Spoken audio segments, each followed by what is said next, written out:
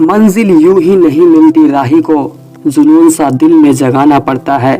पूछा चिड़िया से कि घोंसला कैसे बनता है, वह बोली कि तिनका उठाना पड़ता है।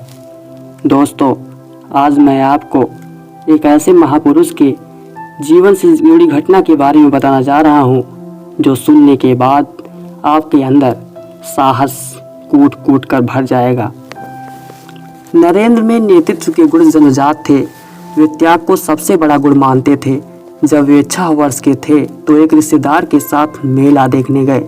उनके साथ एक छोटा बच्चा भी था। वह नरेंद्र से भी छोटा था। मेला देखकर वे लौट रहे थे। बच्चा पीछे छूट गया था। मुड़कर पीछे देखा तो वह बच्चा सड़क के बीचों बीच खड़ा था। एक घोड़ा बग्घी उसी की ओर तेजी से आ रहा था। बच्चा डर से भयभीत था। भय के कारण वह हिलडुल नहीं पा रहा था।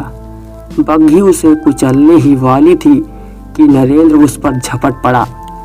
अपने प्राणों की परवाह किए बिना घोड़े के पैरों के बीच से बच्चे को खींच लिया। चारों ओर भीड़ जमा हो गई। लोग नरेंद्र की प्रशंसा कर रहे थे। वापस आने पर उस रिश्तेदार ने सारी घटना नरेंद्र की माँ को बतलाई।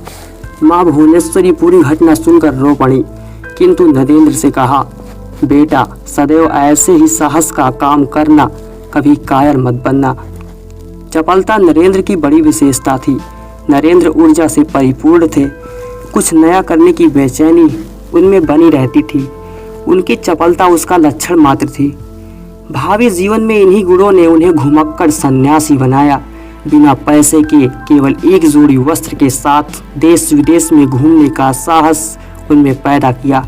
कुछ नया करने की लालसा उन्हें बेचैन किए रहती थी।